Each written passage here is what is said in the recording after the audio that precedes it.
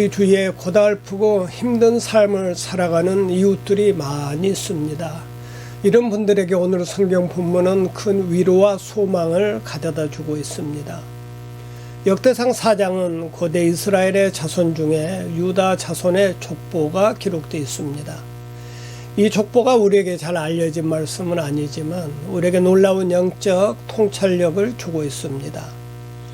4장 1절부터 유다 자손들의 이름이 나오다가 9절과 10절에 가서 갑자기 야베스라는 사람에게 우리의 관심을 집중시키고 있습니다. 이 야베스라는 사람이 누굽니까? 성경은 야베스라는 사람이 누구인지 그리고 무슨 일을 하였는지에 대해서는 자세하게 이야기를 하고 있지 않습니다. 그러나 이 짧은 두 구절에서 야베스는 기도의 사람이었다는 사실을 보여주고 있습니다.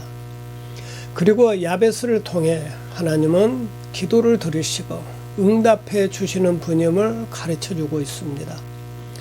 그런데 오늘 본문 말씀을 보면 야베스에게 무슨 문제가 있음을 알 수 있습니다. 첫째로 야베스는 천한 사람이었음을 알 수 있습니다. 9절에 야베스는 그 형제보다 존귀한 자라. 야베스에게 형제들이 몇 명이나 있었는지 잘 모르겠습니다만 그가 형제들보다 존귀함을 받았다는 말은 그 자신도 형제들처럼 천한 자였으나 기도의 사람이 된 이후부터 하나님 앞에서 존귀한 자, 귀중한 자가 되었다는 뜻입니다. 두 번째로 야베스라는 이름은 수고, 슬픔이라는 의미를 가지고 있습니다. 그가 태어날 때 어머니가 지어준 이름입니다. 어머니가 자식의 이름을 슬픔이라고 지어준다는 것은 흔한 일은 아닙니다. 그럼에도 불구하고 어머니가 자식의 이름을 슬픔이라고 지어준 것은 야베스가 태어날 때 어머니에게 뭔가 상당히 힘든 일이 있었음을 암시하고 있습니다. 아마 그녀는 대단한 낙심 가운데 모든 희망을 잃어버리고 큰 어려움을 겪고 있었는지 모릅니다. 그래서 자식의 이름을 수고, 슬픔이라고 지었습니다. 그러면 야베스 어머니에게 무슨 어려움이 있었을까요? 성경을 좀 더 자세히 연구해 보면 야베스 어머니에게 어떤 어려움이 있었는가를 짐작해 볼 수 있습니다. 역대상 4장 1절부터 기록된 유다 아들의 이름 가운데 모두가 누가 누구를 낳고 하면서 아버지가 나오는데 야베스에게는 아버지의 이름이 없습니다. 아버지의 이름이 조상들의 족보에 올라가지 못할 정도로 아버지에게 좋지 않은 일이 있었음에 틀림없습니다. 세 번째로 야베스의 집은 너무나 가난했습니다. 우리 10절에 보면요, 야베스는 기도하길 하나님 나의 지경을 넓히시고 재산을 늘려달라는 기도입니다. 그 당시 이스라엘 백성들은 조상으로부터 물려받은 재산들이 있었습니다. 왜냐하면 이스라엘 백성들이 가나안 땅을 점령한 후에 모든 땅들을 지파별로 가족별로 나누어 가졌기 때문입니다. 그런데 야베스에게는 조상으로부터 물려받은 재산이 없었습니다. 왜 그랬을까요? 아버지가 조상들의 족보에 이름도 올라가지 못한 것을 보니까 아마 아버지가 무책임하게 조상으로부터 물려받은 재산을 도박으로 날려버렸는지 모르겠습니다. 아니면 아버지가 큰 죄를 저질러 재산을 모두 빼앗겨 가족들까지 부끄러움을 당하게 했는지도 모르겠습니다.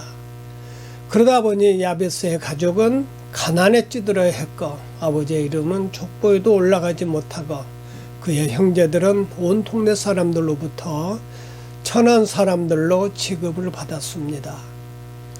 저는 이 야베스의 이야기를 읽으면서 야베스가 남 같지 않다는 생각이 들었습니다.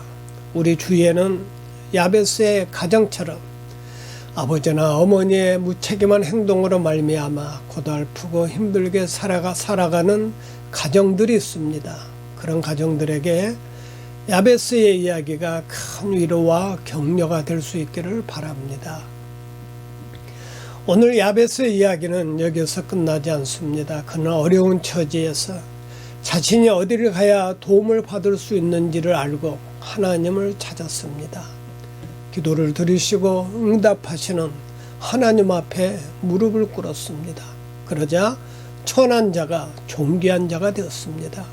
그의 슬픔은 기쁨으로 변했습니다. 이와 같은 하나님의 은혜가 여러분에게도 임하게 되길 바랍니다. 오늘 우리가 야베스를 통해 가장 주목해야 될 부분은 그가 기도한 기도 내용입니다.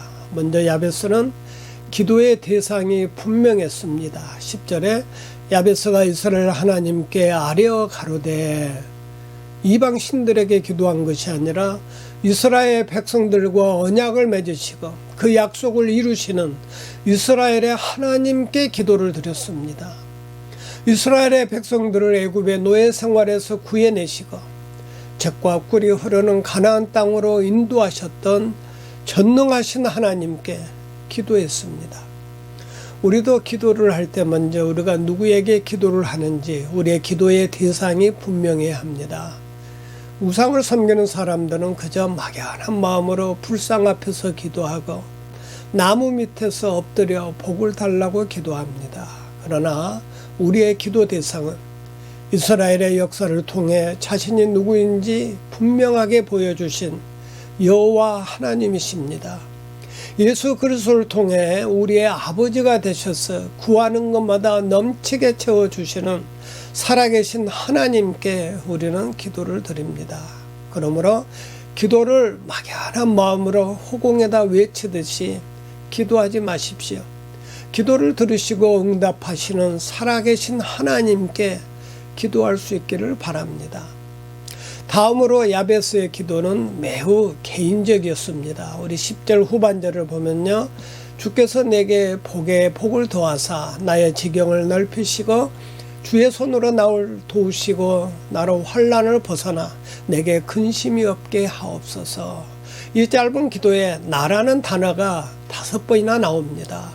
그의 기도는 매우 개인적이었습니다. 그러나 이기적인 기도는 아니었습니다. 그의 기도가 너무 개인적이라 마치 자기 중심적인 기도처럼 보이지만 그러나 그는 이기적인 기도를 드린 것은 아니었습니다. 왜냐하면 그건 하나님께서 기뻐하시는 것들을 간구했기 때문입니다. 이것이 개인적인 기도와 이기적인 기도의 차이점입니다. 우리 주기도문에도 보면 개인적인 기도가 있습니다. 일용할 양식을 주옵시고 우리의 죄를 사해 주옵시고 시험에 들지 말게 하옵시고 다만 악에서 구하옵소서. 이런 기도는 모두가 개인적인 기도이지 이기적인 기도는 아닙니다. 그러면 이기적인 기도는 무엇입니까? 하나님이 기뻐하지 않는 것들을 간구하는 것입니다. 다시 말씀드리면 기도의 내용이 오직 자신의 만족과 자신의 번영에만 있습니다. 이런 기도는 하나님께서 응답하시지 않습니다. 우리 야고보서 4장 3절에 너희가 구하여도 받지 못함은 정욕으로 쓰려고 잘못 구함이니라. 그러므로 오늘 우리가 야베스의 기도를 통해 배울 수 있는 귀한 영적 교훈은 우리가 이기적인 기도가 아니라 개인적인 기도를 드릴 때 우리 하나님께서 응답해 주신다는 사실입니다. 그러면 야베스는 하나님께 어떤 개인적인 기도를 드렸을까요? 첫 번째로 그는 하나님께 축복을 간구했습니다. 우리 10절 중반절에 그는 기도하길 주께서 내게 복의 복을 더하사 축복을 더블로 달라고 기도하고 있습니다. 우리도 축복해 달라는 기도를 많이 합니다. 하나님 나를 축복해 주옵소서. 우리 가정과 우리 자녀들을 축복해 주시고 할렐루야 교회와 목사님과 선교사님들을 축복해 주옵소서. 우리 교회와 교회 성도님들을 축복해 주옵소서. 우리가 축복을 위해 기도를 많이 하게 되는데 이 축복해 달라는 기도는 무슨 의미를 가지고 있을까요? 성경에서 말하는 축복의 개념은 외적이고 물질적인 것보다 내적입니다. 하나님과의 관계 속에서 오는 복입니다. 하나님을 깊이 알고 하나님과 동행하는 삶을 살고 하나님의 지혜로 충만하고 그분의 사랑과 용서를 더욱 깨닫는 것이 바로 복된 삶입니다. 그래서 야베스가 하나님께 축복을 간구한 것은 자신이 하나님과의 관계가 더욱 깊어지도록 기도한 것입니다. 이러한 의미 속에서 여러분도 축복을 간구할 수 있기를 바랍니다. 두 번째로 야베스는 나의 지경을 넓혀달라고 기도했습니다. 야베스의 경우에는 그의 가정이 조상으로부터 물려받았던 유산을 회복하고 사람들로부터 존경받을 수 있는 기회를 달라고 기도한 것입니다. 여러분도 성장할 기회, 성취할 기회가 없는 상황에 처해 있는 분은 야베스처럼 여러분의 지경을 넓혀달라고 기도할 수 있기를 바랍니다. 하나님, 저에게 기회를 주옵소서. 저에게 문을 열어 주옵소서. 야베스는 잃어버린 유산과 종기를 찾게 해달라고 간절하게 기도했습니다. 세 번째로 야베스는 주의 손으로 나를 도와달라는 간구를 드렸습니다. 야베스는 그의 앞날이 불확실한 것을 알고 있었습니다. 우리도 때때로 우리의 앞날이 불확실하게 느껴질 때가 있습니다. 앞으로 2, 3일 안에 2, 3개월 안에 아니 몇 년 안에 우리가 무슨 일을 만나게 될지 아무도 모릅니다. 사람들은 앞으로 무슨 일이 다가올지 미리 예측하기를 원하지만 내일 일은 아무도 알 수 없는 것입니다. 그래서 점쟁이들이 인기가 있습니다. 그러나 우리에게 정말 필요한 것은 미래에 대한 예측이 아니라 지식이 아니라 안내입니다. 저는 가끔 낯선 도시에 갔을 때 저희 손에 지도가 있음을 감사하게 생각합니다. 왜냐하면 길을 모르기 때문입니다. 그러나 누군가가 공항까지 나와서 안내를 해줄 때는 얼마나 감사한지 모릅니다. 안내자만 따라가면 되기 때문입니다. 야베스가 바로 그런 기도를 했습니다. 하나님, 나의 앞길을 인도해 주옵소서. 내가 걸어가는 한 걸음 한 걸음을 주께서 인도해 주시고 나와 함께 하옵소서. 여러분도 야베스처럼 하나님의 인도를 구하는 기도를 간절히 할 수 있기를 바랍니다. 마지막으로 야베스는 혼란을 벗어나 근심이 없게 해달라고 기도했습니다. 야베스는 자신의 약점을 알고 있었습니다.